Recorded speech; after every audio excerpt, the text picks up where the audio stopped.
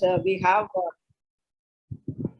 our Puja Swami Mitrananda ji here, and also Sri Arjun Baradwaj ji, who is going to take us through the session. And it's the second of the kind. We have the knowledge series talks. We had the first one on architecture presented by the Sashikala ji, and today we have on the Natya Shastra. Let's begin the program with a small invocation dance by Anuradha, class 10 student of CARS. The dance it's a Ganesha Vinayaka Kautvam. It is a Vinayaka Kautvam, a classical Bharatanatyam piece paying tribute to Lord Ganesha. It is set to an ragas Hamsadvani and Aditalam, composed by Sri Narayana Kavi and choreographed by Mysore Venkata Lakshmana Mamma and presented by Anuradha of CARS. Let's all join with her in the invoking the Lord. Jam tak jam tajam taditam am tam dit terikida takata jam tak jam tajam taditam am tam dit terikida takata jam tak jam tajam taditam am tam dit terikida takata jam tak jam tajam taditam am tam dit terikida takata jam tak jam tajam taditam am tam dit terikida takata jam tak jam tajam taditam am tam dit terikida takata jam tak jam tajam taditam am tam dit terikida takata jam tak jam tajam taditam am tam dit terikida takata jam tak jam tajam taditam am tam dit terikida takata jam tak jam tajam taditam am tam dit terikida takata jam tak jam tajam taditam am tam dit terikida takata jam tak jam tajam taditam am tam dit terikida takata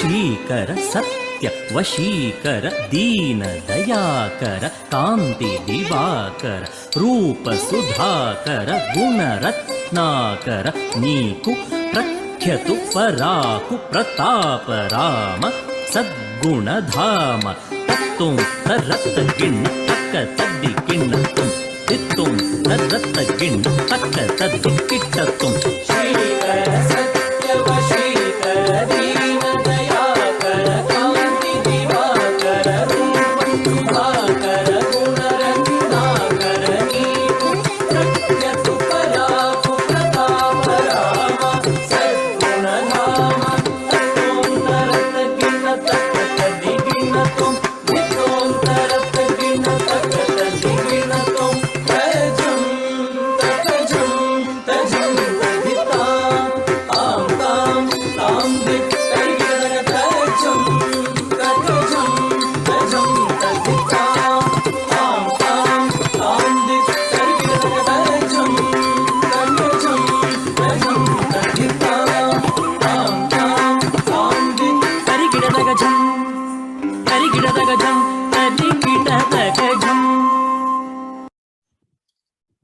you. Thank you, Anuradha. Thank you so much. Thank you, Mr. Arun. We have here with us Swami Mitrananda ji and Sri Arjun Baradwaj ji here.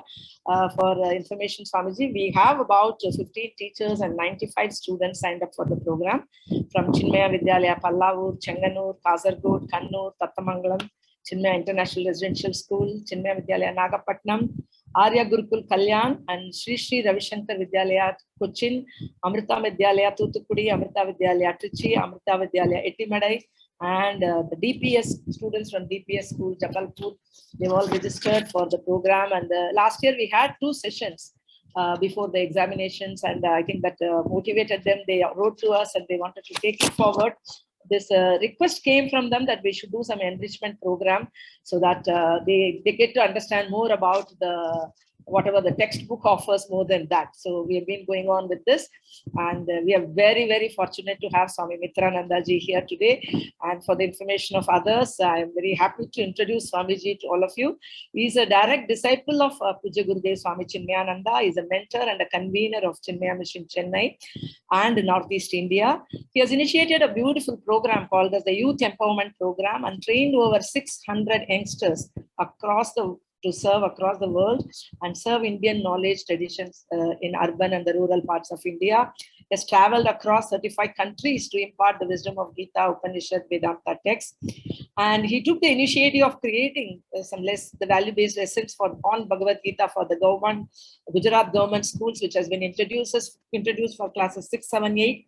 He is currently creating a new curriculum for the Assam government schools. And he also collaborated with the Vidya Bharati and the Chinmaya Mission in writing the new history books for class 6, 7, 8, which has been appreciated by the Prime Minister himself directly. Currently, he is working with the Madhya Pradesh government as a mentor for their project on Ekatmakam on Adi Shankara, coming up at Omkareshwar, and he's also writing the script for the movie on Adi Shankara, going to be released by the Madhya Pradesh government. It's Swami Mitrananda ji here. Swamiji, we are all the children are blessed to have you here. Request you to bless them and motivate them to continue on with the study of the knowledge, traditions, and practices of India. Thank you, Swamiji. Over to you. Namaskar, Shanti ji, and to everyone, Hari Om Pranams. Samasta Jana Kalyane Niratam Karunamayam Namami Chinmayam Devam Sadgurum Brahmavitvaram. Thank you for having me here.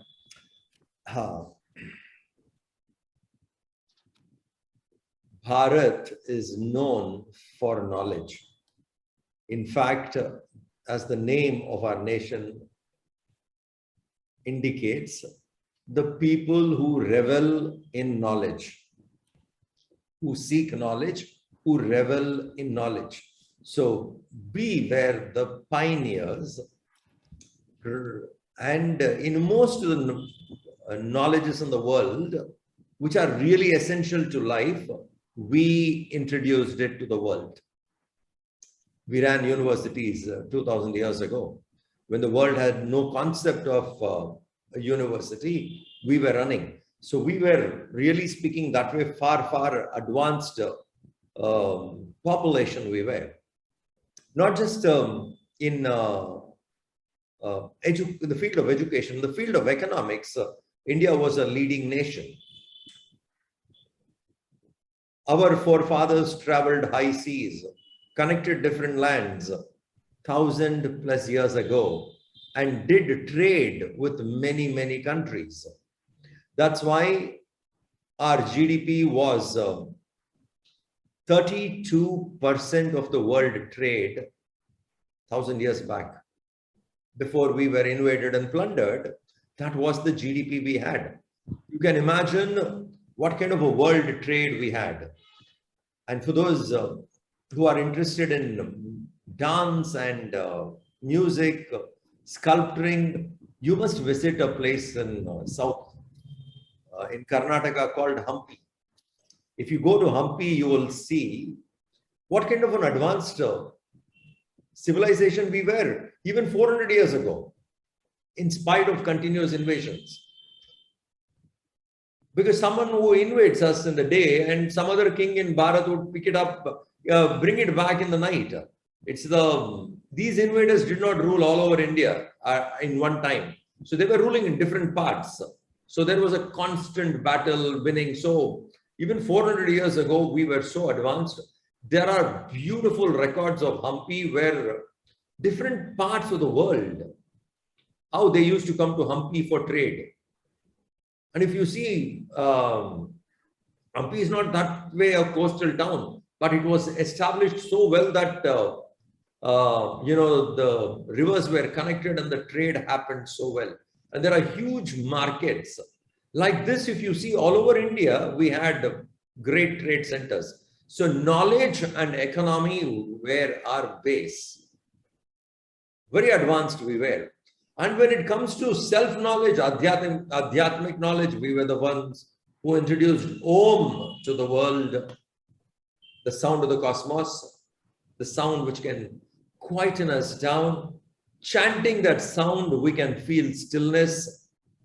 We introduced yoga to the world.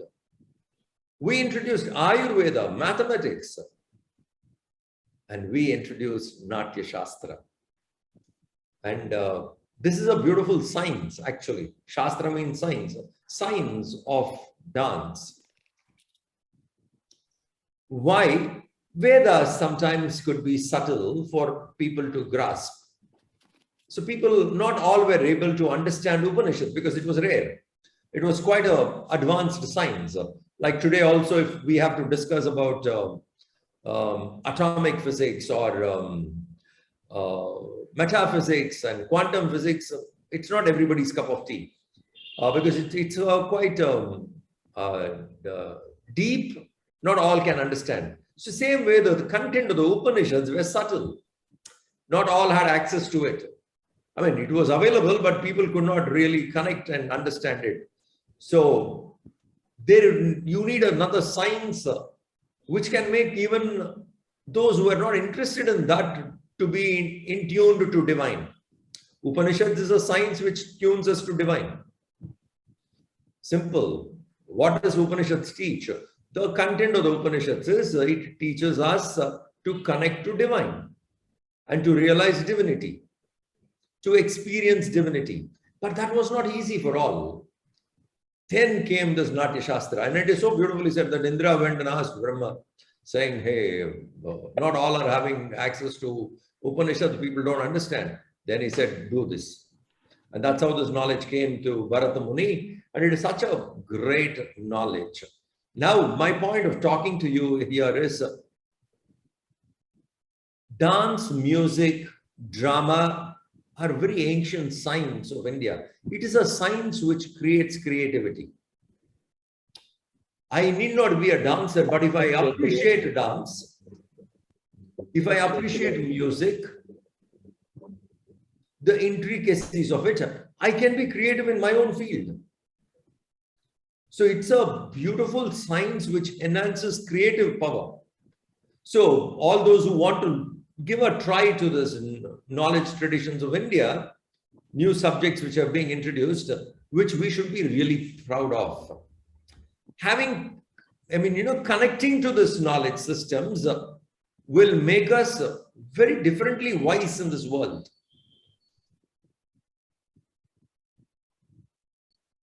For example, understanding all the knowledge systems of India, you can be a very good teacher, a good professor, a motivational speaker, an IAS officer, an IPS officer. This background of Indian knowledge systems would be so handy to bring into administration. Imagine someone becomes healthcare, working in healthcare. How beautiful it would be if you can blend yoga and Ayurveda into the healthcare of today. How rich a person would feel. So Indian knowledge traditions are a very ancient science. And in that, dance is one of them. And through dance, we develop our creative power. The creative power in us gets triggered. When the creative power in us gets triggered, we become more innovative. And all of you know how much innovation is important in the world. What really moves around is how innovative a person can become. These sciences can trigger those innovations in us. So it's a whole lot of game, just not marks, you understand? People are stuck with marks. We judge a person by marks. What kind of marks one has got, and the whole world is revolving. Don't fall into that trap. Go out and learn different knowledges. And our knowledges are like knowledge systems are so beautiful. It enriches us with different skills to manage our own life. And that's more important. What does Indian knowledge systems will do? It will enrich us to manage our life well. It will enrich us to be creative. It will enrich us to be better administrators, leaders, and we become well informed, and that can make our life more easy.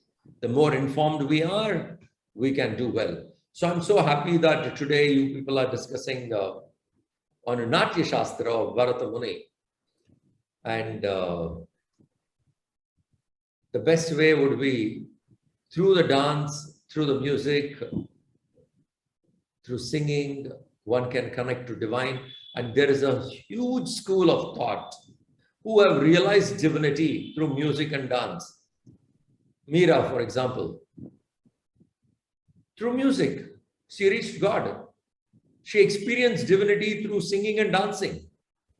Tyagaraja, we have a list of people who brought in music, dance, and celebrating music, dance. Somewhere in that celebration, they connected with the divine.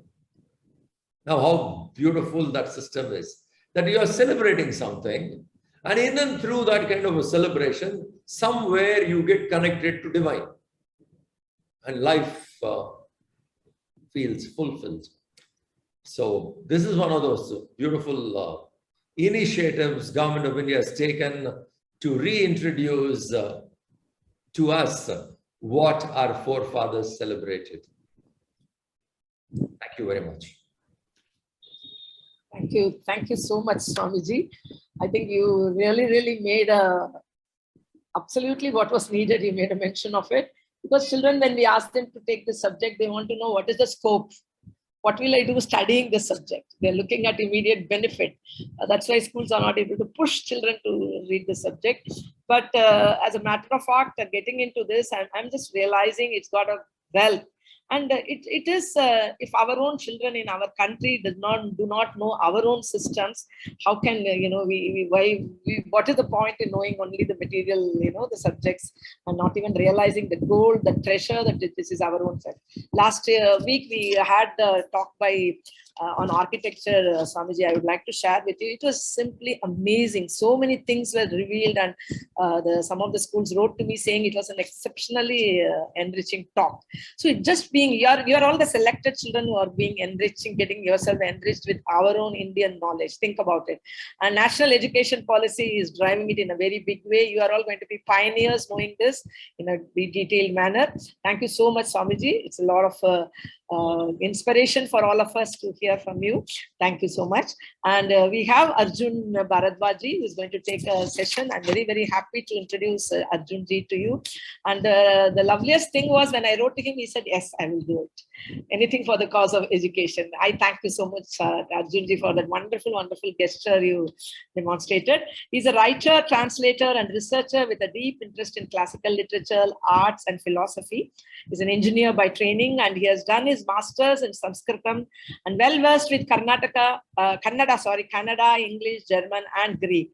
He's a contributing editor of Preksha and is currently studying comparative aesthetics of classical Greek and Indian arts. And he has authored and translated many books, and he has authored over 50 research articles related to science, arts, and philosophy. He plays flute and also composes poems. And he's a visiting faculty in many universities.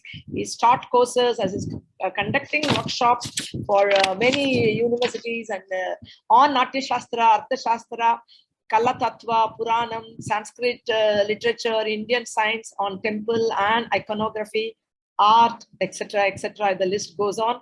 He composes lyrics for dance, music, and theatre productions. And of late, he has also been critically working on critical editing and translation for the Sangeeta Darpana of Gurudwara, a medieval treatise on music and dance. Sorry for a little mispronunciations. That is our dear Arjunji. Welcome, Arjunji. I'm also very happy to introduce to you Arjunji. Our Swami Anukulananda is also here. He's a member of our Chinmaya Education Cell Zonal Director and also the Resident Director of Chinmaya International School. We are very happy that he is also present. Over to you, Arjunji. Thanks a lot. Namaste, everyone. Pranamya Shirasa Devo Pita Mahamaheshwaro Natya Shastram Pravakshyami Brahmana Yadudahrutam. Very good morning, everyone. I'm audible, right? I'm audible and visible? Yeah, you're audible. Yeah. Okay. I'll share my slides also. That's also visible, right? Yes, perfectly visible. Okay, great.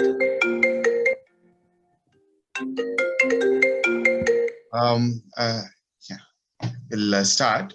It gives me great pleasure to be here with all of you students from the Chinmaya Vidyalayam and Amrita Vidyalayam and also the Sri Ravi Shankar Vidya Mandir.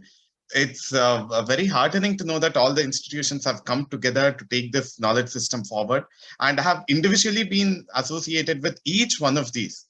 With the Chinmaya Vishwavidyapeeth in Vijayanagara, I have been a visiting faculty there. We have even conducted quite a few workshops on Kala Yoga, Kala Tattva there in 2015, 16, 17 through the Chinmaya International Foundation.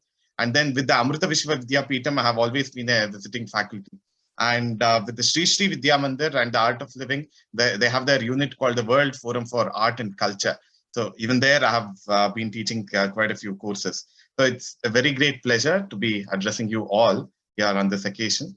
My humble pranams at the lotus feet of Gurudev, Swami Chinmayanandaji, Mata Amritanandamayi and Sri Ravi Shankar ji. And thanks a lot for this opportunity. So whatever I wanted to say, it has been already said in a nutshell by Swami Mitrananda. So it was a great pleasure listening to him.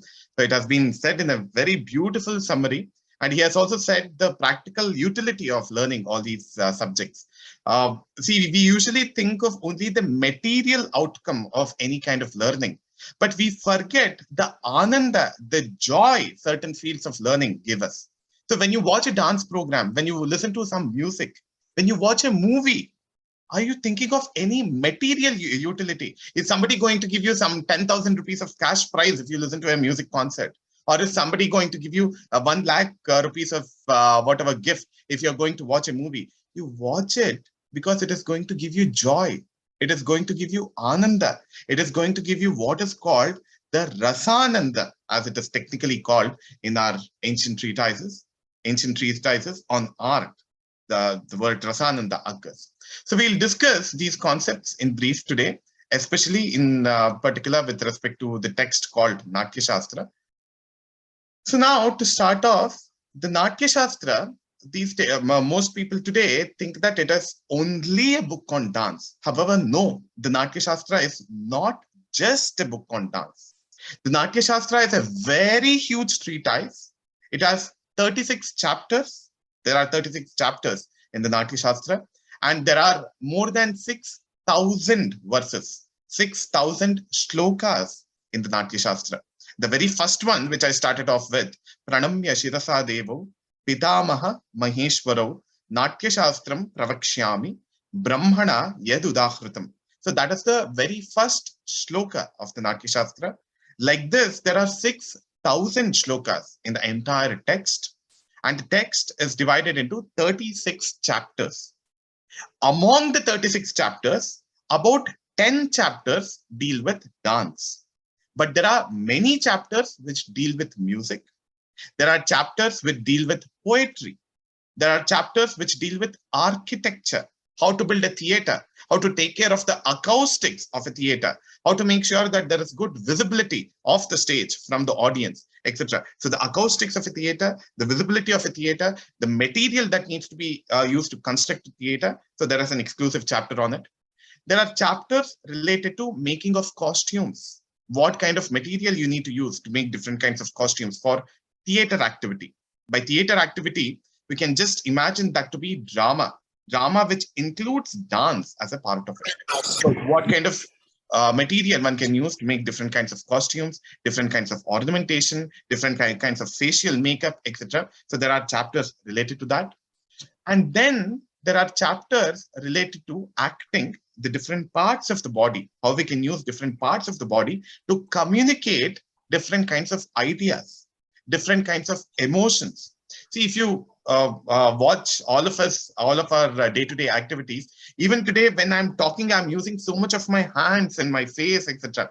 So the body is essential for communication, for optimum and effective communication. The body also needs to be involved. So communication through the entire body, communication through speech, impactful communication through speech. That is what constitutes poetry, through written language. Communication through written language in very creative manner. So that constitutes poetry.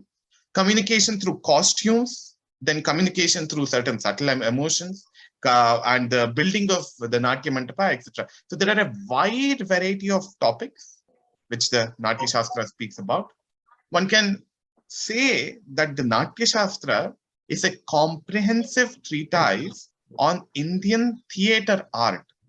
Everything that is needed for a theatrical tradition, for a theatrical presentation. See, for example, if you want to stage a drama, if you want to stage a drama based on the Abhignana Shakuntalam of Kalidasa, or Malavikagnimitram of Kalidasa, or Uttara Ramacharitam of Bhavabhuti, any of these classical works, it could even be, I would request all of you to keep your mics muted. I'll anyway, since I'm the co-host, I'll just mute them all once. Okay.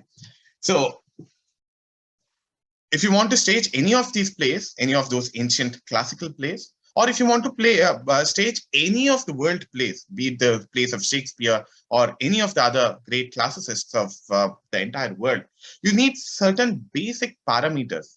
You need to have people with certain capabilities who can act, who can sing, who can dance, who can deliver dialogues well. You'll need to have people who can make costumes. You'll need to have people who will make backdrops.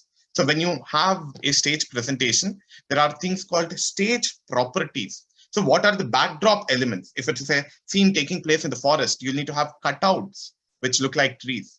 If it is a scene which is taking place in a palace, you'll need to have cutouts which look like a palace. And you'll need to have different kinds of lighting on the stage. So all of this is included in the Natya Shastra. Different chapters in the Natya Shastra speak about several of these elements. Large part of the Natya Shastra is again symbolic, metaphorical. All these concepts are communicated using stories.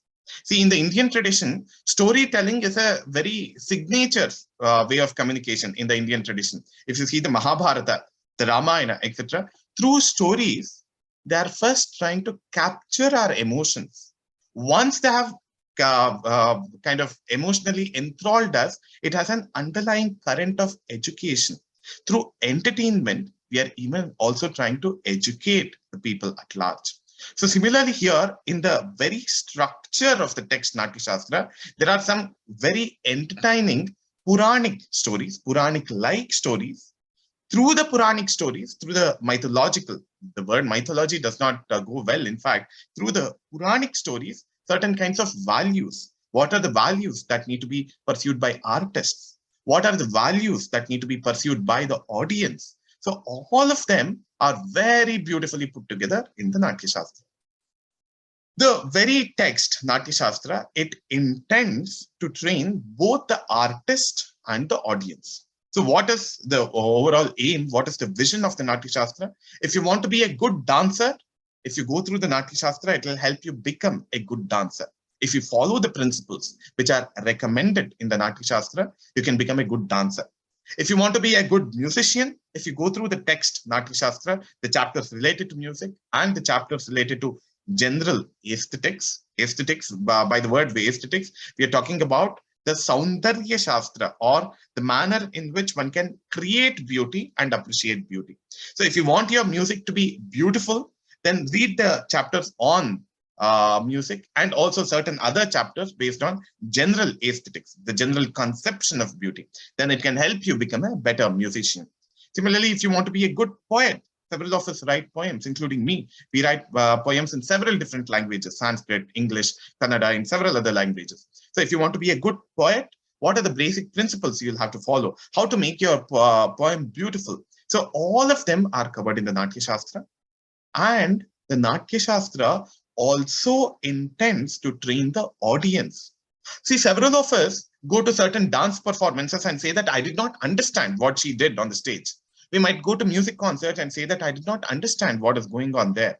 We might read certain kinds of poetry and we might say that I did not understand how to appreciate art.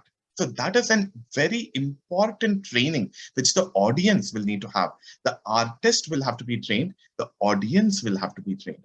So the Natya Shastra intends to train both the artist and the audience. Like the text itself says, it is for both the Kalavida, as in the person who is creating art, the artist, and also the Sahrudaya. Sahrudaya, like the very word indicates, is a person who has a heart to appreciate art. Sahrudaya. Hrudaya means the heart. A person who has the heart to appreciate art. A person whose heart connects with the heart of the artist. So he is a Sahrudaya. So therefore, the Natya Shastra, the text itself says, it is meant for Kalavida and Sahrudaya Shikshartham, for training both of them. So therefore, in sum, the text Natya Shastra is meant to help in the process of art creation, different forms of art, process of creation of different forms of art, and to help in the process of art appreciation, how to understand, how to imbibe the values shown through different forms of art. So art appreciation, both of them are embodied in this text called the Natya Shastra. See, I already mentioned that dance, music, and poetry are integral parts of the Natya Shastric tradition. See, now if you go to several different temples across India, if you go to Chidambaram, the temple at Chidambaram, the Nataraja temple at Chidambaram, where he's also, where Bhagavan Shiva is worshipped in the form of Akashalinga as well. If you go to the Tanjavur Brihadishwara temple, again in Tamil Nadu, or if you go to the Belur and Halabi temples, in all of these temples, you see sculptures on the walls of the temples. This is another extraordinary and signature feature in the Indian temples. You have narrative sculptures where the sculptures tell stories. They capture stories from the Puranas. They capture stories from the Mahabharata, Ramayana, etc. The sculptures, many of them also capture certain dance movements. See, back then, more than 1,000 years back, 2,000, 3,000 years back, we of course did not have photography. We had to, if you have to communicate the Natya Shastra through the visual medium, they had to use sculptures. They had to use painting. So the sculptures in the temples, many of the sculptures in the temples, they capture some of the Natya Shastric movements. There is a set of movement vocabulary in the Natya Shastra called the Karanas. And these Karanas are sculpted in several of the temples throughout India and throughout the Akhanda Bharata, the bigger Bharata, the undivided India, whose geographical expanse ranged from Iran in the west to Japan in the east. In this huge landmass, we see the influence of the Natya Shastra even in temple sculpture. So when dance gets frozen, that becomes sculpture. See, therefore, the roots of the sculptures tradition of India, the Shilpa Shastra tradition of India, that can also be found in the Natya Shastra. And painting is also frozen moments of movement, and paintings also capture different kinds of emotions. So the paintings also find their root in the Natya Shastra. So sculpture, painting, dance, music, poetry, and of course, as a holistic set, the drama, which is a more composite art form. In a drama, you need to have speech, music, dance, acting, and for the stage props, you need to have sculpture and also painting. So all of these come together in drama. So all of these art forms find their roots in the Natya Shastra. So therefore, Natya Shastra is not merely a book on dance. It is a foundational text for all the different classical art forms of what is called the Jambudvipa, which is the greater India, the bigger Indian subcontinent. So we'll have to always remember this greater importance of the Natya Shastra, not just for dance, but for all different forms of art of India, of the Jambudvipa, a comprehensive treatise on Indian theatre art. It has chapters on dance, music, acting, poetry, aesthetics, architecture, etc. Like we all know, it was authored by Bharata Muni around 2,500 years back, before the Common Era, 1000 to 500 BCE. And the text was authored. So Bharata Muni, sage Bharata, lived in the Kashmir region. So the entire treatise is in the Sanskrit language. Like all of you would know, the students of all these schools, I'm sure you would know, that the Sanskrit language was the lingua franca. It was one language which people in this huge Indian subcontinent could very easily understand and could easily relate to. All our Shastras, or rather most of our Shastras, are authored in the Sanskrit language because that is what people of different parts of India could understand.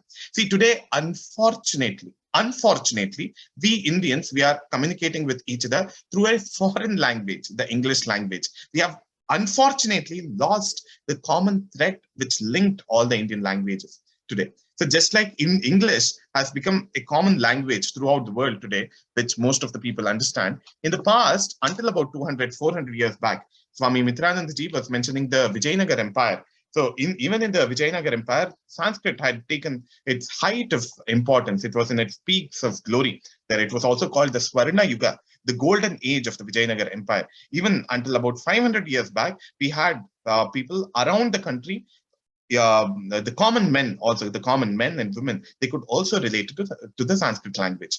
So therefore, all the treatises, especially the Shastra Grantha, if it has to be understood by people around the huge Indian subcontinent, it had to be written in the Sanskrit language. So the entire treatise is in the Samskrita Bhasha. There is also a commentary on the Natya Shastra written by an extraordinary scholar, a multidisciplinary scholar, a versatile scholar called Abhinava Gupta, who lived about 1,000 years back, again in the Kashmir region. See, today, unfortunately, Kashmir is a very hugely disputed land in India. There is China and Pakistan, all of them trying to occupy the land of Kashmir. But we know in the past that it has always been an integral part of India. The contribution of Kashmir to the Shastric tradition of India, to the literary tradition of India, to the artistic tradition of India is extraordinary. Not just Abhinava Gupta, we had Anandavardhana, we had Kuntaka, we had Kshemendra, several different poets, several different scholars who hailed from the Kashmir region. We had the entire Pashupata Shaiva Darshana, which was started off, which is from the Kashmiri origin, the Kashmiri Shaiva Darshana, the Shaivite tradition of Kashmir, to which Abhinava Gupta also belonged. So this is a brief overview of what the Natya Shastra is. Like I already mentioned, there are 36 chapters in 6,000 verses. The text is meant for the entire Jambudvipa. So here, geographically, the word Jambudvipa refers to the bigger Indian subcontinent, ranging from Iran in the west to Japan in the east. This huge Indian subcontinent, the Bruhat Bharata, the Akhanda Bharata. So there, in this huge Indian area, the Bharata Varsha, that is where the Natya Shastra finds its importance. That is where the Natya Shastra was found in practice. See, even today, if you go to the island called Bali, Balidvipa, as it is called in Sanskrit, or if you go to the Java island, it is called Yavadvipa in Sanskrit. If you go to those places, even today, before any theatrical presentation, before they perform a drama or a dance on stage, they worship a mask of sage Bharata. Even today, they still have retained that tradition. Similarly, in Kambuja, in Cambodia, even today, they worship Bharata. They worship Bharata Muni, saying that he is the ancestor for all our art forms. It is from him he has actually consolidated. He has very beautifully put across the defining principles of different art forms of the entire Indian subcontinent. So the Natya Shastra contains the foundations for all the different Indian arts. Now, Swami Mitrananda ji, again, he mentioned in the passing that why, when, and how was the Natya Shastra created.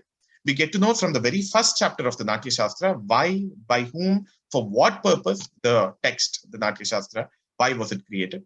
So it is said that in the past, when the Kruta Yuga was getting over and when the Treta Yuga was about to begin, there were a lot of disturbances on earth, apparently, in the Bhuloka, in the Svargaloka, that is where the Devas live, and the Patala Loka, that is where the Rakshasas live. So in all the three lokas, there was a lot of commotion. There was a lot of stress. The people were carried away by envy, jealousy, and anger, etc. There was a lot of disturbance. So Indra, who is the leader of the Devas, he said that this problem has to be solved. We can't bear these kinds of emotional turbulence. We want some kind of relief. We want to feel relaxed. So Indra thought that way, and he went to Brahma, Chaturmukha Brahma, Bhagavan Brahma. He is the one who is supposed to have created all the three worlds. He is also supposed to have created the four Vedas, the Rig Veda, Yajur Veda, Samaveda, and Atharva Veda. So Indra, with the Devas, the Manavas, and the Rakshasas, he goes to Lord Brahma, and he says, we have been very troubled by the world. We want something to relax, something which will make us happy. He says, Kridaniyakam ichchamo drishyam shravyam cha yad bhavet. So this is the request that Indra puts forth to Brahma. He says, Kridaniyakam ichchamo drishyam shravyam cha yad bhavet. He tells Brahma, we want something to play with. These emotions are really disturbing. Just think about it. If you're angry, do you feel happy? Of course not. If you're jealous, is that a happy emotion? Definitely not. If you're greedy, is that a happy emotion? Definitely not. So Indra and the Devas realized that there is something wrong with the emotions that we are feeling now. We want to feel happy. These emotions are disturbing us. So they go to Brahma and say that we want something to play with. We want something which will entertain us. Kridaniyakam ichchamo drishyam shravyam cha yad bhavet.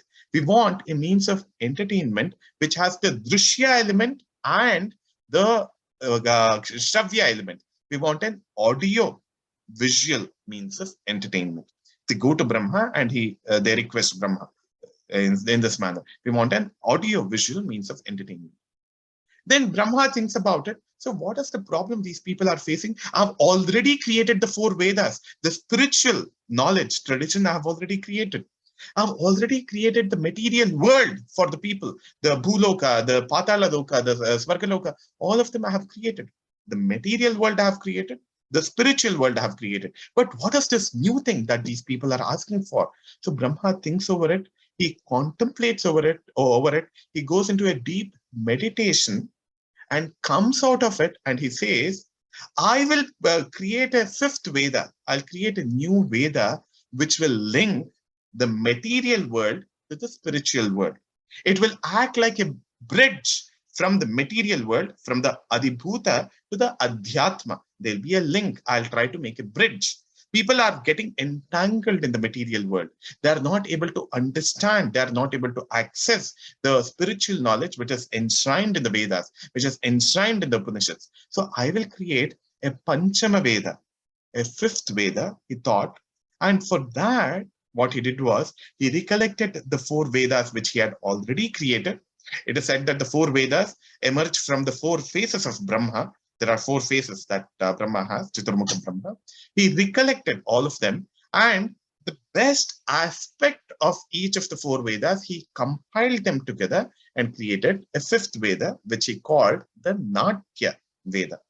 So the shloka goes, Jagraha Patyam Rigvedat Samabhyo Geetamevacha Yajurvedat Abhinayan Rasan Atharvanadapi. So that is the shloka that you can see on the screen.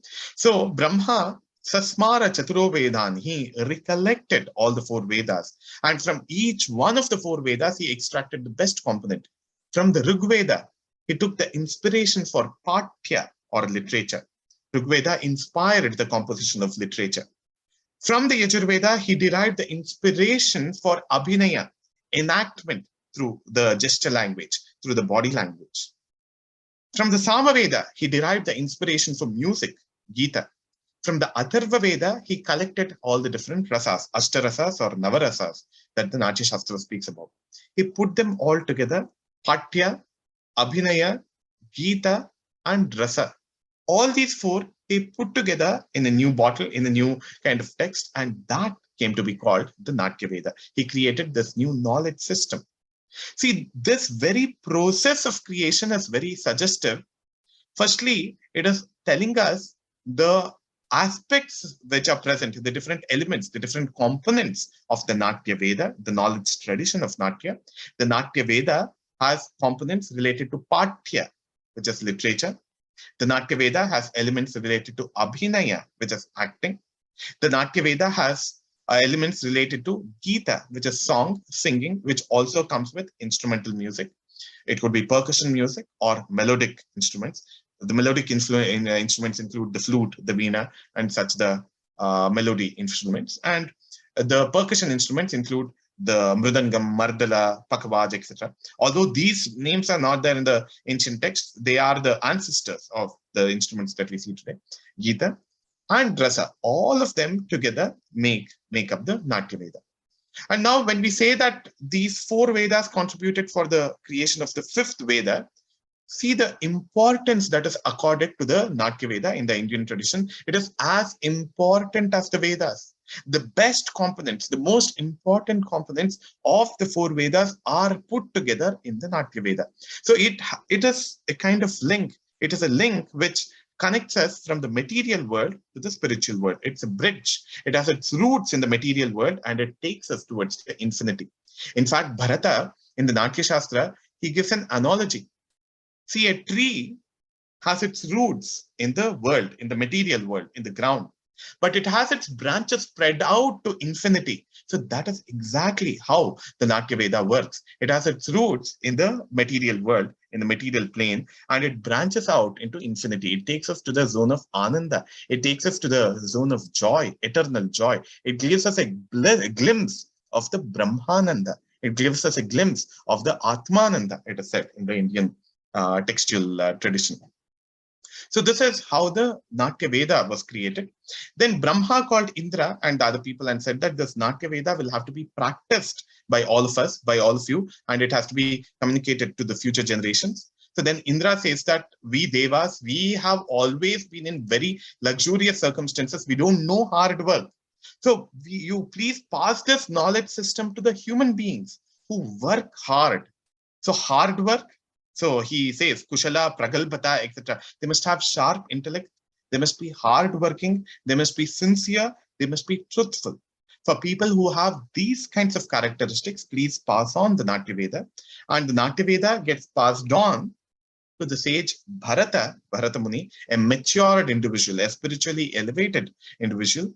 And he documents the principles of the Natya Veda in a text called the Natya Shastra. So that is what we are talking about now. The Natya Veda was created by Paramatma, Chaturmukha Brahma, and the text called the Natya Shastra was written by the Bharata Muni. The knowledge tradition was established by Brahma, and the text was written by Bharata. And Brahma also says, Dharmyam, Arthyam, Yashasyancha, Chopadesham, Sasangraham, Bhavisyatasya Lokasya, Sarva Karmanu Darshakam. So Brahma says, what is the purpose with which I have created the Natya Veda? Why have I created the Natya Veda? To inculcate the values of dharma in the people, how to be good to the individual, how to be good to the society. So that is one of the primary principles of the Natya Veda. Through an entertainment medium, see, if you watch a drama based on the Ramayana, if you watch a drama based on the Mahabharata, if you watch a drama based on the Panchatantra, you're feeling entertained at the outset. But it is also educating you how to be, how not to be, how to be a good student, how to be a good son, how to be a good daughter, how to be a good sibling, how to be a good sister, etc. All of that, it is trying to educate us. Through the medium of entertainment, there's an underlying current of education, dharma. So Brahma decides that Natya Veda is not just for entertainment. So there will be principles of dharma inbuilt in the Natya Veda, in the presentation. Artha. So all of us need material wealth for our existence. We'll need to have some kind of money. We'll need to have money. We need to have clothes. We'll need to have houses. We'll need to have shelter. We'll need to have food. We need materials for our existence. But to get my material needs, can I go and kill somebody? Can I go and rob a bank, etc.?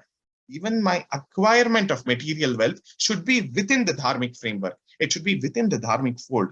So dharmyam, arthyam, how to accumulate materials, how to accumulate things which will make us comfortable without harming the environment. So this also, in a subtle manner, in a suggestive manner, in an indirect manner, the Natya Veda is trying to teach us, is trying to tell us about. Yashasyancha. All of us would like to be successful in whatever activities we do. See, all of you are in your 12th standard. You're not studying there to fail in your exams. You want to pass. You want to be successful. So how to get success with in a very relaxed manner without getting stressed? How to be successful? Dharmyam, arthyam, yashasyancha, cha chopadesham sasangraham. It will also have some direct preaching in a very brief manner. Bhavishyatascha lokasya sarva karmanu darshakam. The Natya Veda will also be useful for the entire world in the future also. If you remember, I started off the story by saying that Indra went to Brahma requesting something which is audio-visual means of entertainment because they were being bothered by different emotions. But now Brahma is not giving a temporary solution, he is giving a permanent solution. It is not a temporary thing for just for the current time, but it is also for the future. So even for the future world, there is a solution in the Natya Veda. Bhavishyatascha lokasya sarva karmanu darshakam. It is going to give us a perspective of all different kinds of activities, how to do different kinds of activities, being good to the self and being good to the society. So this is the perspective, this is the vision with which Brahma created the Natya Veda. Okay.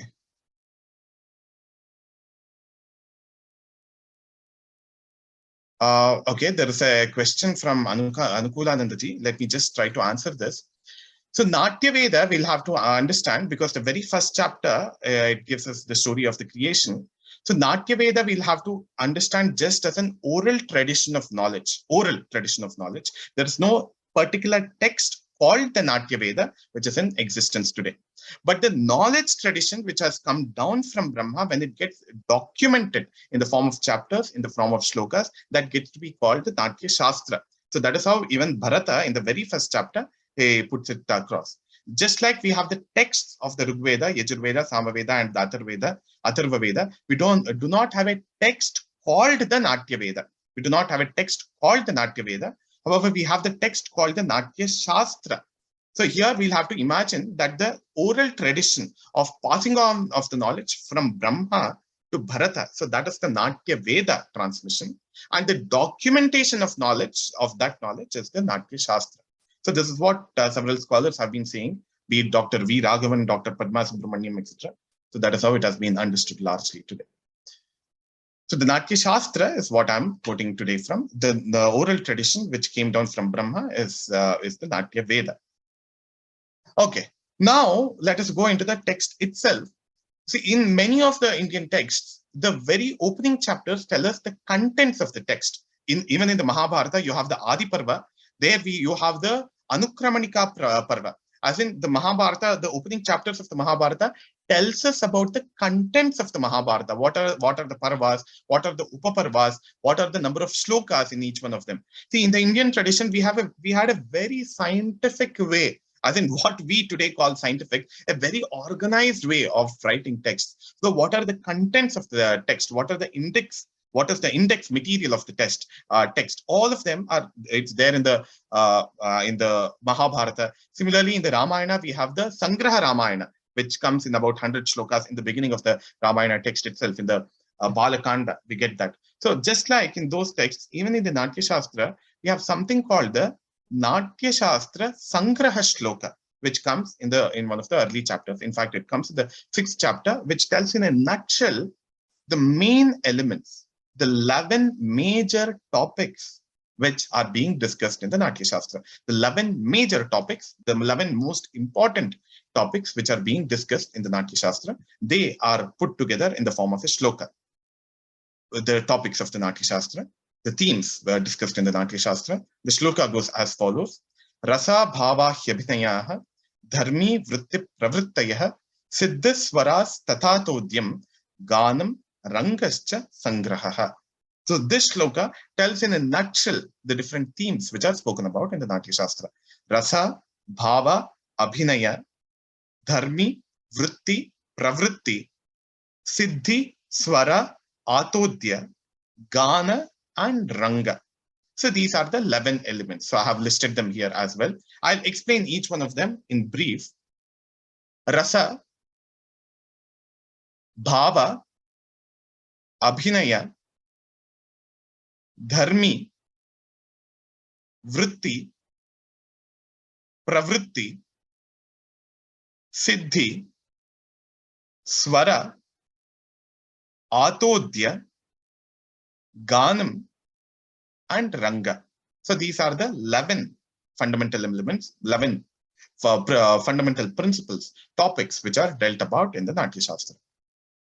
So now let us quickly understand all of these terms in brief. See, to study the entire Natya Shastra, you'll need to devote 5 years at least to understand the entire original text along with the commentary called the Abhinava Bharati, written by Abhinavagupta. To understand all of them, full 5 years, if you dedicate, you'll be able to understand it very thoroughly. It's an extraordinary text, a very beautiful text. And a text like this is not found in any other tradition in the world, that too so long back in the BCs. So now these two terms, rasa and bhava, all of us would have heard, but we wouldn't have known the difference between the terms rasa and bhava. Let me just give an example to illustrate the difference between rasa and bhava. See, suppose I'm walking on the street very happily one fine day morning, say today morning, and suddenly a tiger pounces upon me from somewhere. I immediately get scared.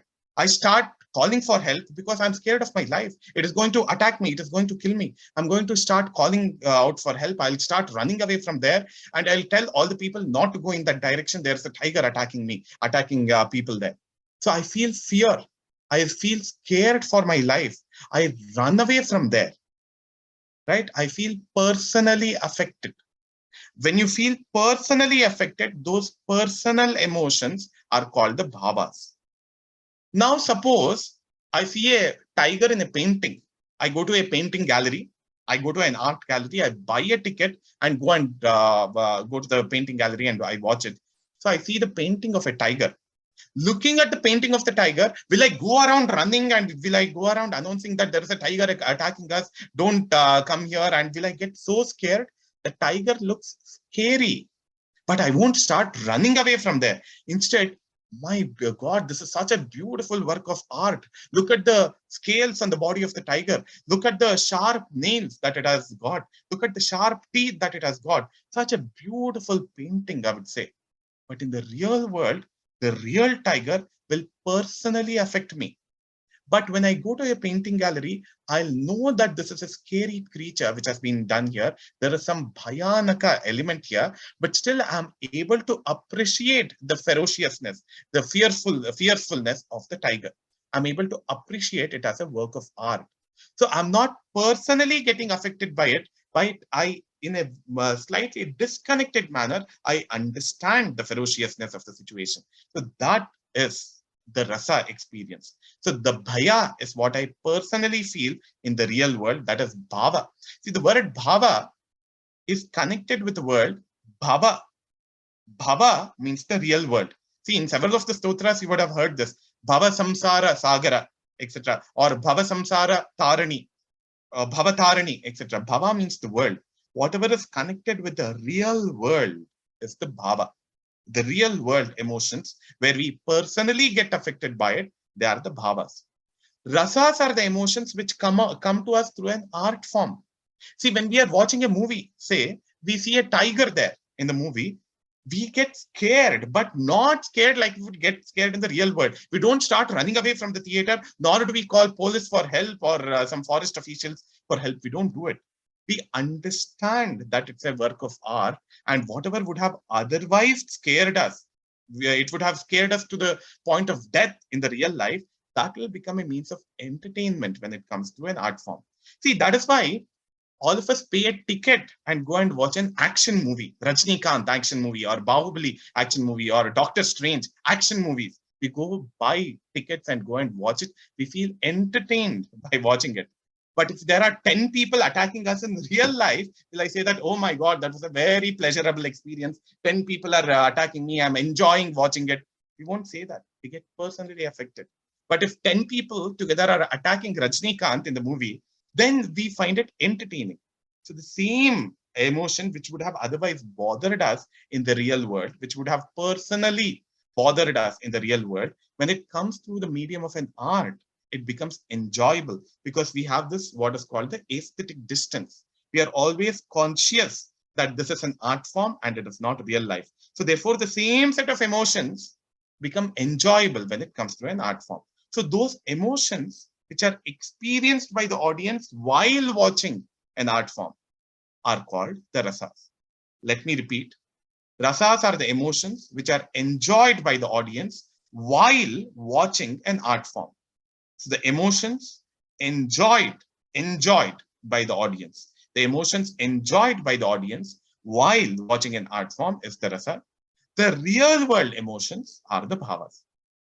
See, that is why people who have taste for it, some people even would want to watch spooky movies, haunted house or some Chandramukhi or Aptamitra or one of these where it is very scary, where there's some kind of ghost or some kind of spirit which is haunting, paranormal activity or exorcist or any one of these movies where there is an evil spirit. You go pay a ticket and watch that movie. But if you get to know that your own house is getting haunted, you feel it entertaining? Absolutely not. You take it personally. But when it comes to an art form, there is this kind of distance which makes all the emotions enjoyable. Rasa is that impersonal emotion which makes it enjoyable. So rasa, impersonal emotion, emotion enjoyed through an art form. Bhava, real world emotions, personal emotions. Abhinaya, abhinaya is the art of communication.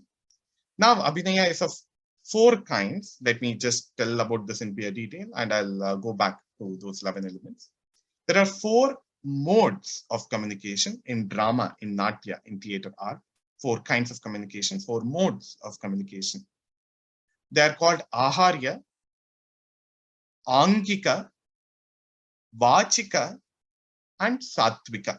4 modes of communication in drama, which includes dance. And today, the best example for very sophisticated drama is movie. Movies can be taken as an example also. So communication, abhinaya means the art of communication. In fact, the word abhinaya can be broken down as abhi plus naya.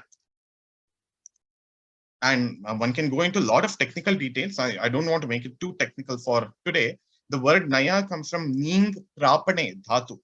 All the Sanskrit words have some root words. I hope the students in all of these different schools, they would know it. I'm sure that there is Sanskrit as an integral part of education in the Chinmaya Vidyalaya, Amrita Vidyalaya, and also the Sri Sri Vidya Mandir.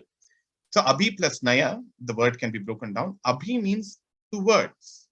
Naya means to take.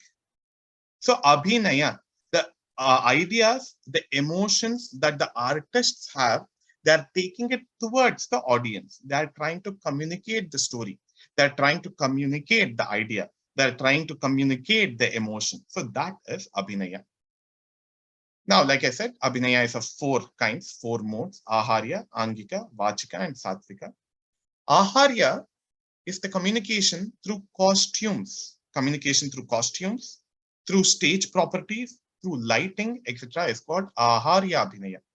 See, if you're watching a drama, there are people who come onto the stage wearing certain kinds of costumes. See, if you have people who have come onto the stage wearing these kinds of costumes, just by looking at their costumes, you will say that they look like sages.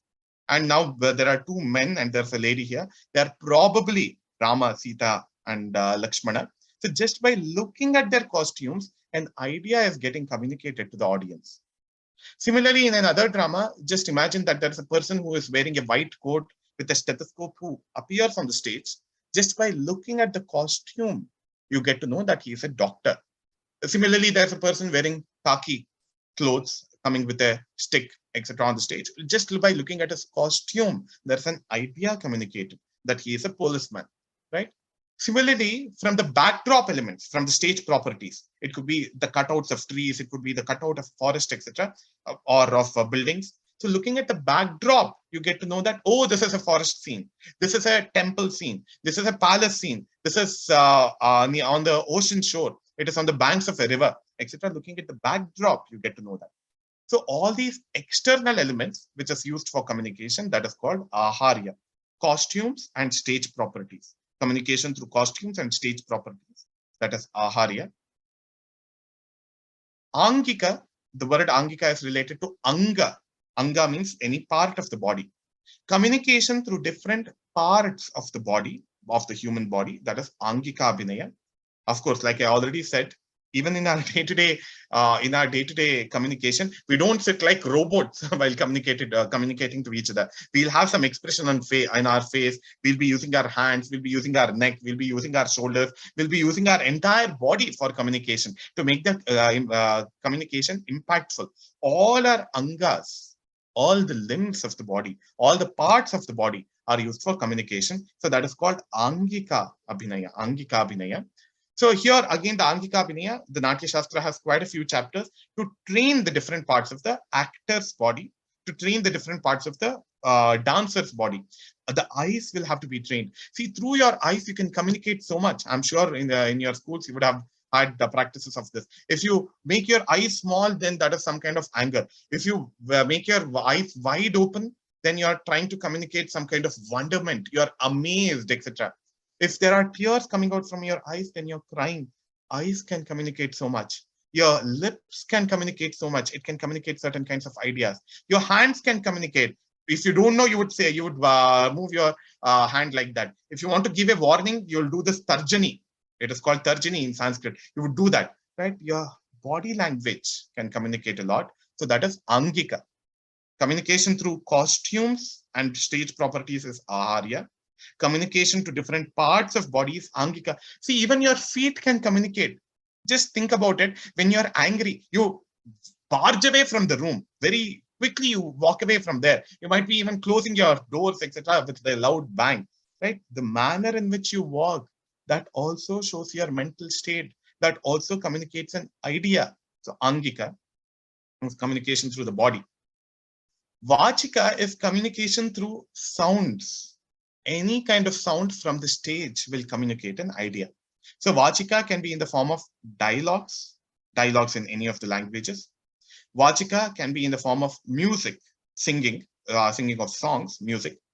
Vachika can also be in the form of instrumental music. It could be the percussion instruments, it could be the melody, Svaravadya or Talavadya. Svaravadya, like I already said, it can either be flute or veena in those ancient days.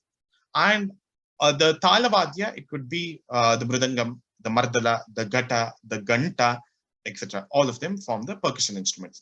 So communication through sounds is Vachika Abhinaya. Aharya, communication through costumes. Angika, costumes and stage properties. Angika, communication through different limbs of the body. Vachika, communication through sounds. Sounds can be dialogues, singing, vocal music, and instrumental music. And Satwika is the involuntary reaction of the body to certain emotions. See, the person who is acting on the stage, the person who is dancing on the stage, when he or she gets involved in the character, there are certain manifestations of emotions on the body. See, for example, if it is the first meeting of Rama and Sita that is being enacted on the stage, Sita will feel shy looking at Rama. Rama might also feel shy looking at Sita. They are meeting for the first time. So when you feel shy, you will naturally start blushing. Your face will turn red. So that change of facial color when you're feeling shy, that cannot be done by force. It will naturally happen. The change of facial color, that is one of the Satwika elements, which will come naturally. So if that person who is doing the role of Sita, if she gets into the emotion of Sita, then she'll naturally feel shy and her face will turn red. See, now in the audience, all of you are listening to me. If I ask you to make your face red now, I don't think many of you will be able to make it red. But when you're feeling shy or embarrassed or ashamed, it will naturally become red. So that is one of the Satwika elements. Your true Sattva is coming out to your face. Similarly, in a scene, if you have to enact a scene where Sita is getting kidnapped by Ravana, so she would, of course, call out for help. She would be in great amount of pain. She will even start crying, right? Tears will naturally come out. So if the actor is very truly involved in the emotion, naturally tears will come out from the actor's eyes. This we have seen in several artists and dancers and drama personalities, etc. If I ask somebody to get tears now, you can't get tears. But when you're involved in an emotion, when you're feeling sad, when you're feeling happy, etc., tears will naturally come out. So those kinds of expressions are called the Satwika elements. The involuntary bodily expression, that is called Satwika. The other three are voluntary. You put on whatever costumes you want voluntarily. You train your body to express certain kinds of things. You train your voice to express certain kinds of things. Aharya, Angika, Vachika are voluntary expressions. Satvika is involuntary expression. See, in Satvika, there are several other elements also. See, in our day-to-day lives, sometimes we feel horripilation. We get goosebumps when we hear some extraordinary news. We see the Eiffel Tower, we see the Himalayas, so grand, so huge. My hands, my hair start raising, they start standing up. So the goosebumps, horripilation, that experience, which is called romancha in Sanskrit. So that is one of the Satvika elements, which you cannot make it happen. It will naturally happen when the situation arises. So those elements are the Satvika. So these are the four modes of Abhinaya: Aharya, Angika, Vachika, and Satvika. Art of communication, that is Abhinaya. Dharmi is the mode of communication. So there are two kinds of dharmi, Lokadharmi and Natya Dharmi. Anyway, I won't go into the details there. Lokadharmi is a realistic way of communicating. Natya Dharmi is artistic way of communicating, stylized way of communicating. So this, especially for dance, this becomes very important. Vritti is the nature of communication, the manner in which we are communicating. It could be through the sattva, it could be through speech, etc. That again, there's a lot of detail there. Pravritti, this I'll talk about in soon. Talk about it in a little more detail, because the different regional dance forms also we are supposed to touch upon. Siddhi is the success of the presentation. Success of the theatrical presentation is captured by the word Siddhi. Siddhi also means success in the Sanskrit language. So Siddhi is again of two kinds: Daivi Siddhi and Manushi Siddhi.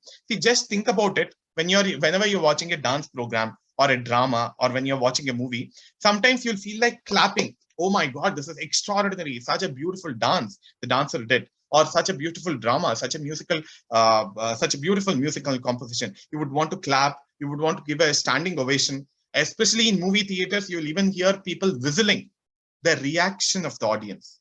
So these kinds of things show the success of the presentation, right? You voluntarily want to clap. You voluntarily want to whistle. Or if the movie or the drama is very bad, you might even want to walk away from there. So voluntary reaction of the audience is one kind of siddhi. There is an other kind of siddhi called the Daivi Siddhi, which is called the divine kind of success. Sometimes while watching a movie, sometimes while listening to certain kind of music, watching a dance performance, without your knowledge, you are sitting in the audience, tears start flowing from your eyes. It is happening very naturally. Or while watching that performance, you might have horripilation. Oh my God, this is extraordinary. This is out of the world. So these kinds of involuntary reactions of the audience, that is called Daivi Siddhi, Manushi Siddhi and Daivi Siddhi. There are two kinds. Then Swara refers to the musical notes. Atodhya refers to musical instruments, instrumental music. Again, there are subcategories there. Ganam refers to different kinds of songs, singing of different kinds of songs. Ranga refers to the construction of the entire theater.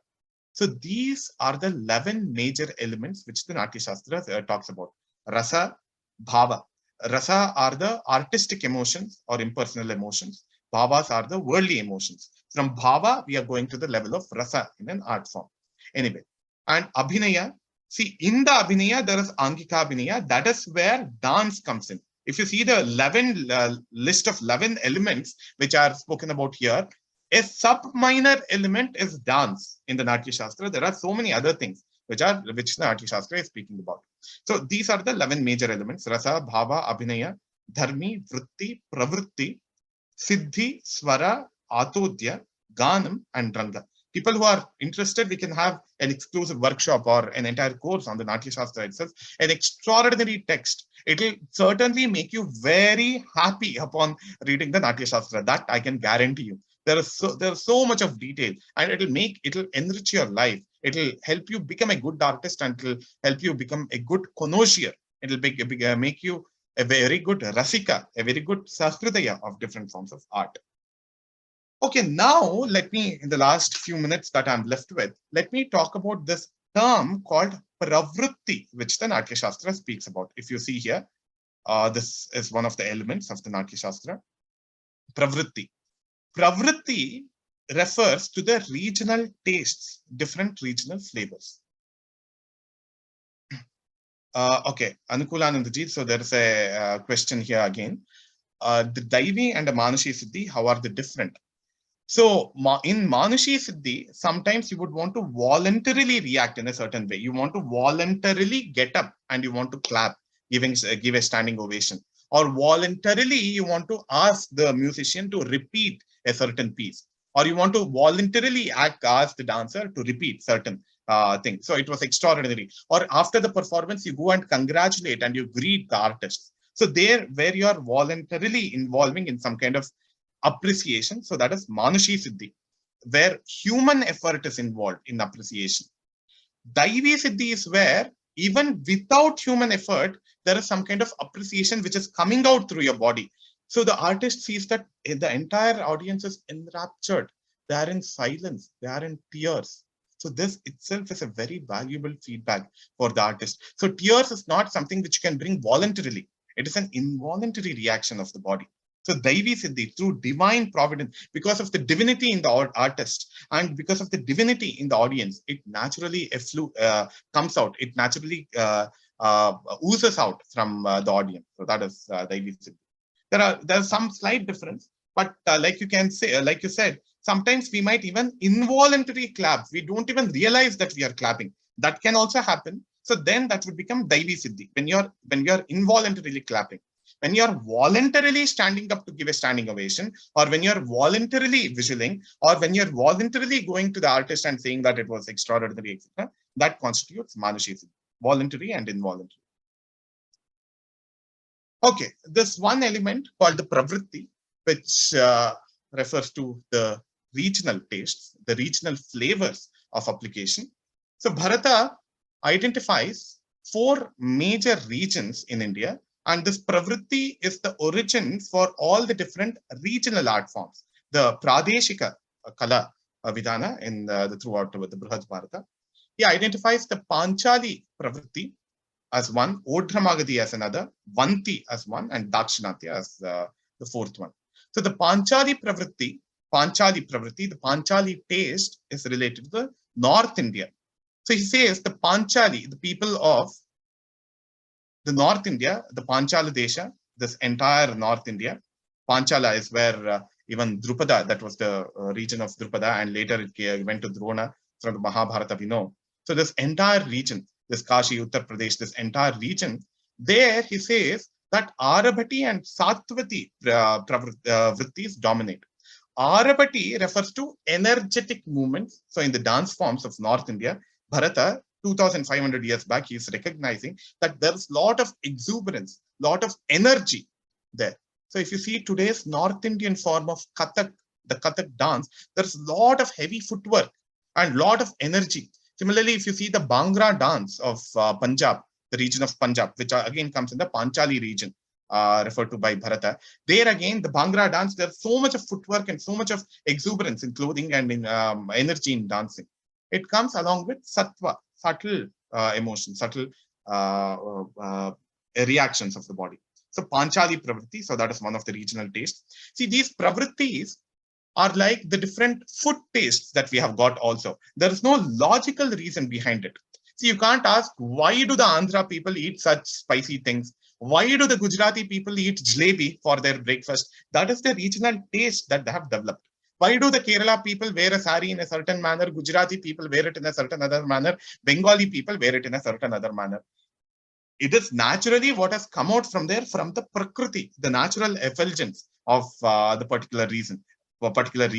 Similarly, why did Hindi develop only in North India? Why in South India we have Tamil, Telugu, Kannada, and Malayalam? Why this difference of language? It has naturally developed that way. One cannot give very analytical or logical reasons behind it. So similar to that, just like we have different varieties of clothes, different varieties of food, different varieties of languages throughout the Akhanda Bharata, throughout the bigger Bharata, the Brihat Bharata. Similarly, there are different flavors for different forms of art throughout India. So Bharata had recognized that 2500 years back. So the Panchali Pravritti has this Arapati Vritti, which refers to energetic movement, and combined with subtle expressions, Satvati Vritti. Just give me a moment. Somehow this is hanging. Okay. Odra Magadi, that's the very word Odra, that is where the word Odisha also comes today. It has its origins from there. So the western part of India, eastern part of India rather, so southeastern part of India, that is where the Odra Magadi, Satvati and Bharati Vritti predominate there, he says. So that is where Odissi and Kuchipudi of India today. So the eastern coast and the eastern part of India, southeastern part of India. In the Kuchipudi Bhagavata Mela, if anybody of you has watched it, it is heavy on the Bharati Vritti. Bharati Vritti here refers to spoken word, and lyrical component is quite heavy there. And it also comes with some amount of Sattva elements. Then there is this Vanti thing. So this refers to the entire eastern and southern, southeastern part. We'll have to imagine the Odra Magadi Pravritti refers to that entire region. Vanti is the Avanti, Ujjaini region. So there's a central Indian region where Kaishiki and Satvati. Kaishiki is stylized, feminine, and nuanced kind of movements. So this is masculine. Arapati is masculine, energetic, heavy movements. Kaishiki is feminine, soft, gentle movements. Satvati is the Sattva. So in the central part of India, if you see the, including the Gujarat region, if you see the Garbha dance, etc., there you see that feminine energy to be very heavy. And also that Sattva is there throughout.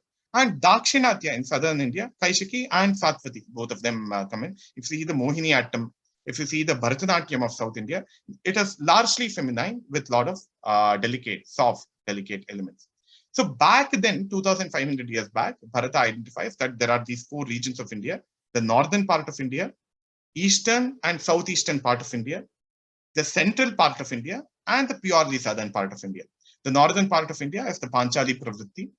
Odra Magadi Pravritti is the southeastern part of India and the eastern part of India. Vanti or the Avanti Pravritti is the central, middle part of India. Dakshinatya is the southern part of India. So in these four places, there are different flavors of art forms which are present. You can just relate it to the different flavors of food that we eat. But now, from the last 2500 years, art forms have also been changing throughout India. There has been an intermixing and intermingling of people. There has been a lot of communication and an exchange of ideas, and the costumes and the movement, etc. There's a lot of exchange. So therefore, these pravrittis are strictly not in use today. So there's a lot of intermixing. So some of the Arapati elements, they have come to South India as well. Some of the Kaishiki elements, as in the feminine elements, they have gone to North India. So there has been an exchange. But back then, more than 2000 years back, 3000 years back, this was the different regional tastes we get to know. So the Natya Shastra has the foundational principles for all of these different forms of art, be it music, dance, sculpture, painting, theater, etc. Now, based on the Natya Shastra tradition, there are several regional takes of it. So these are the pravrittis like we saw.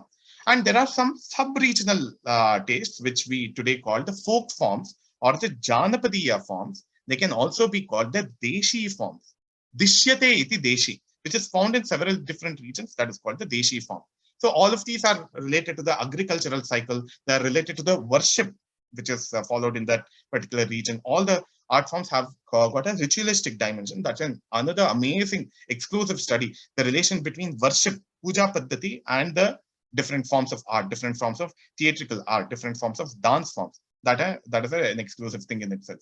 So I'll just give a few examples. I think my time is up already. So there is this Purulia Chow, which is practiced in the Bengal region, West Bengal region. See, this again, you find the exuberance of Aharya here. The face is covered by a mask in the Purulia Chow. So facial expressions are not present, but the costume itself is communicating. And the communication through legs and hands, that is there, Angika. But the Mukhaja, the communication through face is not much there in this Purulia. So in that region, they have this particular tendency, this particular form of art. Mayurabhan Chow, this is again in the West Bengal. So these are regions. In fact, Purulia is a region in the West Bengal, Orissa, that region. And Mayurabhanj is again a province in the Orissa and the West Bengal region. Another form of folk dance. Bhavai in Gujarat. See, in several of the Deshi forms, there are either the hands are involved, they are involved in carrying some kinds of sticks or some kinds of weapons, or they are involved in carrying some musical instruments, or sometimes pot, or a pot, an earthen pot, or sometimes there is some kind of acrobatics also involved in the Deshi forms, in the folk forms, in the Janapadiya forms. So this is Bhavai, where balancing of different things on the top of the head, etc., is followed. This is found in Gujarat. This is again something very beautiful called Padiani in Kerala. This is again related to the harvest cycle, the agricultural cycle. During the harvest season, the Padiani is followed. This again, you see the beautiful aharya, the decorative element here in this. And one other thing with the folk forms is that many of them are tala based, because many people will have to together dance. So it is very rich in its rhythmic structure. This is Gotipuwa dance, again from the regional, the tribal community in the Odisha region. All of these are boys who are dressed like girls. So that is another speciality there in the Odisha region, Gotipuwa. Then this is Bhangra. This I already mentioned that this is rich in Arapati Vritti, extreme amount of energy, extreme amount of jumping, dancing, hopping, etc., flying and all that. Then Gidda, another feminine form of that Bhangra, which women perform in the Punjab region. This again is one of the pravrittis there. This Kolata, this is called Danda Rasaka in the later textual tradition. So Natya Shastra is one text. Based on the Natya Shastra, there are several regional texts in the Sanskrit language regarding the regional dance forms, regional music forms, etc. There is Sangeeta Darpana, there is Sangeeta Ratnakara, there is Nartana Nirnaya, Nritta Ratnakara, etc. There are several different texts. So the Sanskrit texts refer to this kolata, what in South India is called as kolata, that is referred to as Danda Rasaka. Danda itself means a stick. Rasaka means moving around in circles and dancing. So that is called Dandiya Ras in the North Indian provinces. In the Sanskrit originals, it is called Danda Rasa, Danda Rasaka. Then we have Lavani in the region of Maharashtra, again dominating in Kaishiki Vritti. That feminine grace is very much exemplified there in Lavani. Then in the Nagaland region, in the eastern part of India, we have this bamboo dance where certain kinds of formations are made between the bamboo sticks, etc. Again, a very beautiful and a very interesting form of dance. In Karnataka, we have this extraordinary form of theatrical art called the Yakshagana, which has retained several of the Natya Shastric principles in the form of dialogue delivery, or in the form of music, or in the form of costumes, etc. This Yakshagana of Karnataka, the Krishnanattam of Guruvayur in Kerala, Ramanattam, and also the Kudiyattam, etc. of Kerala, they have retained several of the Natya Shastric elements. So this is complete theatre that we have got in Karnataka, Yakshagana. Similarly, in Karnataka, we have this Dollu Kunita, where you carry the instruments and dance, etc. So there is a lot of variety in India, just like we have so much of food variety, clothing variety, and language variety. We have different forms of art, and the Natya Shastra contains the roots for the creation of these different forms of art, and for the experience, how to understand and appreciate these different forms of art. So with this, I'll conclude my delivery for today. People who are interested, we may have even more elaborate sessions on the Natya Shastra, an extraordinary text in itself. Thanks a lot, everyone. Namaste. If there are any questions, I would be very happy to answer them. Absolutely amazing. I have no words to say. The flow, the energy you have, there's so much you have the knowledge on this content, and absolutely it's amazing. And I'm sure it made a lot of meaning to all the children who are sitting here. Thank you, all this. This is the only session which happens for students. You know, some of the teachers asked me whether, why don't you do a session like this for mathematics, physics, chemistry? I said, no, this is something which we are trying to promote. And the CBSE itself, they are concerned that why many students are not doing it. So really want to take it forward. That is a help you can do. You're all in 12th standard. Speak to your juniors, speak to your 10th standard children, 11th standard children. Let more and more children know our system, our knowledge. This is ours. It purely belongs to ours. And I think we have the right to know it, and we need to know it. So I think it's amazing for me to organize these workshops. I'm started enjoying these sessions now. The next session is coming up, children, on ethics. somebody wrote to me saying the main question paper has a lot of questions on ethics. That chapter is important. Ma'am, can you do it? I said, yes, we'll look into somebody. We are looking for some speakers and we will definitely organize the session on ethics. I'm sure you're getting enriched with so much of knowledge. It's because of the great help, support that we are receiving from the speakers, and like Arjunji, you are amazing. I think you have a bhandara of knowledge. I don't know, it's how you have gathered so much of knowledge. It's a pleasure to know you, and you are very beautifully launching it for the children. The children are sitting here. The way you launched it step by step, we could all understand, and I'm sure they would have all really got a hang of that. And now you have to proudly tell children, when you go out and tell the others, see, we know so much about our own Natya Shastra, which others are deprived, not studying the subject, they don't know this. So that is amazing. And I, on behalf of Education Cell, I really would like to thank you for the wonderful session you had and sparing this valuable time. And thanks to all the teachers sitting here, and thanks to all the children who are also here. And this is really amazing. All of you getting together and learning together. It's happening across. It was opened up for other schools also, and that is the most lovely thing that I like about the session, that knowledge being shared with all children. It's a great opportunity for Education Cell. We cannot evolve better than this. This is absolutely amazing. For me personally, I really feel satisfied and doing this wonderful spreading of knowledge among the youngsters. So let's all sit straight now, and we'll close with a prayer. Shanti Path, and let's thank that we are able to slowly reclaim the glory that was lost. Our country has lost the glory. What was we had that has been not reached the youngsters. Now we are trying to reclaim it back, and let's be the pioneers in spreading this knowledge. Let's sit straight and close our eyes, and let's have a lot of gratitude to Arjunji for his valuable session, and Swami Mitrananda ji for providing that beautiful note to start with. Let's be thankful to everybody. Purnamadaha Purnamidam Purnat Purnamudashchate Purnasya Purnamadaya Purnameva Vasishyate. Om Shanti Shanti Shanti. Harihi Om. Shri Gurubhyo Namaha. Harihi Om.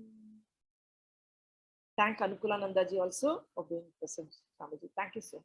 Thanks, Arjunji. Thank you, Hari Om. Thank you.